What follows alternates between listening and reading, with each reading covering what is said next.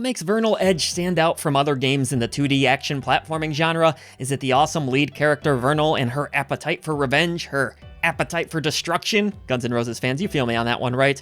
Is it the mysterious kingdom of 𝐦𝐤𝐤𝐞, beautifully realized and broken up into floating islands, chock full of mystery and intrigue? Is it the fast and frantic combat, the gorgeous pixel art, the adrenaline-fueled catchy soundtrack? Sure, many great games have delivered on at least some of those features, but few have a heart as big as Vernal Edge does. Our story opens on a ship where the female warrior Vernal finds herself battling for her life. Just as she is about to deliver swift justice to her foes, a bolt of lightning shatters the flying vessel into pieces, sending Vernal crashing down to the islands below. Needing to find a new airship, Vernal eventually comes across her robot companion throughout the game named 𝐥𝐤𝐤𝐤. Together the two will soar through the skies on a quest for revenge and answers. I found both of the main characters to be pretty instantly likable, and Vernal Edge also has a decent cast of supporting villains and villagers that you'll meet along the way. The writing's pretty decent, better than I expected, to be honest. I don't think Vernal Edge offers great literary brilliance, but it's fun, simple and engaging with likable characters, and that's all it needs to be.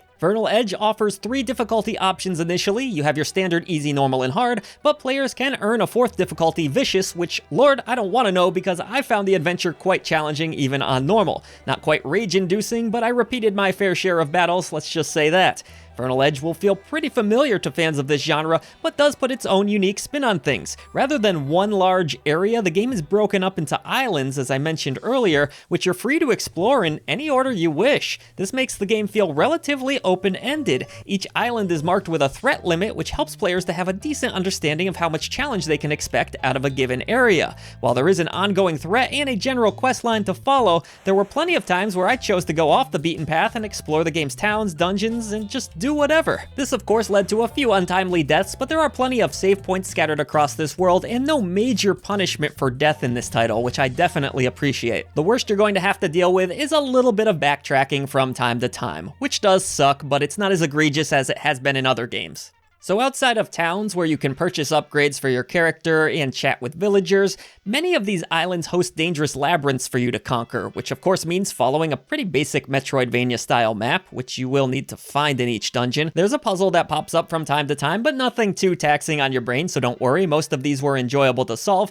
Plenty of platforming, which feels excellent throughout, that includes hanging from cliffs and grappling hooks, timing jumps, it's all really enjoyable. But then of course we have the combat. So remember when I said Vernal Edge puts up a pretty good fight even on normal? Yes, that is true, but thankfully it's easy to forgive the occasional difficulty spike when the combat is so damn fun. At the center of this engine is the pulse system, which allows players to regain health. Some enemies will replenish your life quite easily simply by slashing through them, while many times you'll be locked into an area arena style until you clear out all your foes and need to carefully siphon energy out of those enemies. You'll also notice a blue orb above most of your enemies, which represents how much poise they have left. Shatter through their poise with special attacks and magical spells which can be equipped, and you'll stun lock them. From here you can pound the hell out of your foes, air juggle them, do the whole thing. Even though I'm the type that tends to ignore these things, there is also a block button here, and you can parry back and stun your enemies that way too. It's a really engaging system that had me dashing out of the way of attacks, blocking when necessary, and then dishing out damage while trying to frantically activate Pulse to regain health.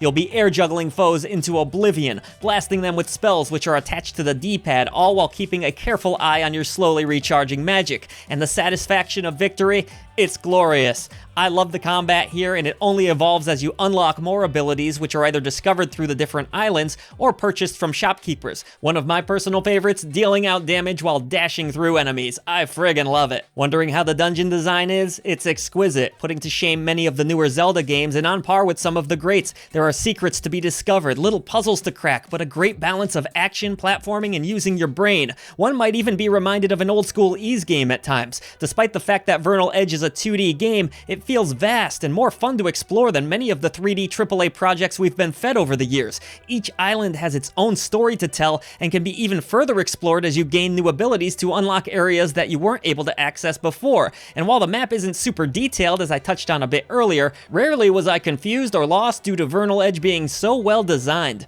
Whether battling foes, utilizing the game's excellent platforming mechanics, or flying your airship, this is a tightly designed experience that always feels exceptional to play. Maybe the game is a little stingy with its built-in hint system from from time to time, but overall I was not all that confused and ultimately always found out where to go next. The visuals in Vernal Edge, fan-freaking-tastic, with smooth animations throughout. You might be hanging from hooks or sent flying from a burst of water, you could be taking down a weird skeleton thing, and yet the PC version of the game looks amazing in motion at all times with no frame rate drops to be had. The game just runs brilliantly with a color palette featuring light blues, soft browns, and then darker, more foreboding color patterns when necessary. Vernal Edge often looks like a dream come to life, a 32-bit aesthetic during the airship segments, and a more classic 16-bit style during the exploration. I did feel like there were some reused assets on certain islands, and some of them did look similar to others, but overall, you were able to tell when you were in a new area, and there's decent variety the further you get into this game.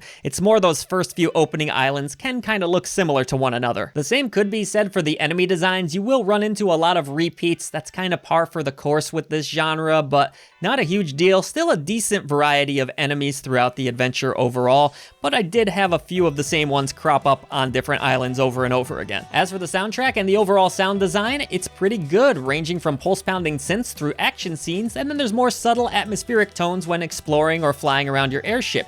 It's a wonderful set of compositions backed by good sound effects, though I could have used a bit more impact behind my hits. But yeah, this is a pretty great soundtrack, particularly those battle themes. I was almost reminded of some of the great anthems from the Mega Man X series, so that should get you excited. I could go on about Vernal Edge, but honestly, just play this damn game if you're a fan of the genre, and I want to get back and try to 100% this thing. Yes, there's some difficulty spikes here or there, particularly with the bosses. It's not perfect in every aspect, but no game is. Vernal Edge is a captivating experience. It's excellent dungeon design, controls, graphics, and sound come together to deliver a Metroidvania that stands out in a crowded genre. It's a game that will be going on my end of the year favorites list, and one that belongs in your library. I am proudly awarding Vernal Edge the Golden Genie Lamp of approval.